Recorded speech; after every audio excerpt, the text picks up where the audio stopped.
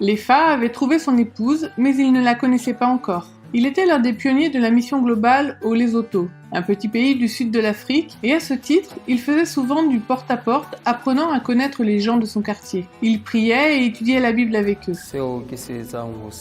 Chaque matin, je prie pour le travail que je vais accomplir dans la journée.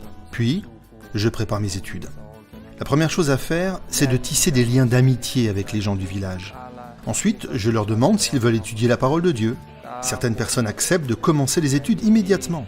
Quand je pars, je prie pour que Dieu touche leur cœur et pour qu'elles puissent comprendre que ce qu'elles ont entendu est très important et peut les transformer. Je suis heureux quand je vois les gens changer et quand ceux qui n'ont aucun espoir trouvent une espérance.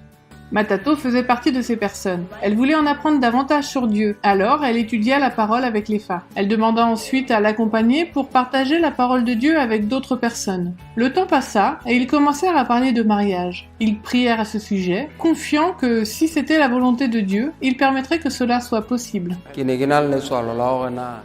Je craignais que les gens pensent que j'avais converti cette femme dans mon intérêt. Je priais beaucoup à ce sujet. Mais j'avais la conviction qu'elle devait être ma femme, car je l'avais rencontrée en œuvrant pour Dieu. Ils se marièrent peu de temps après. Elle est désormais ma femme, et elle me soutient de façon toute particulière. Parfois, le découragement prend le dessus. Et lorsque c'est le cas, elle me dit « Nous accomplissons l'œuvre de Dieu ». Lefa et Matato proclament désormais l'évangile ensemble. Ils continuent à faire du porte-à-porte et à étudier la Bible avec certaines familles. Lefa et Matato organisent des expos santé, notamment au sujet des effets de la drogue, ce qui est un véritable problème dans leur environnement. Quand une personne décède, Lefa et Matato aident la famille à préparer les funérailles. Ensemble, ils font tout ce qu'ils peuvent pour témoigner de l'amour de Jésus auprès des personnes qu'ils fréquentent. Merci pour vos prières et vos dons généreux.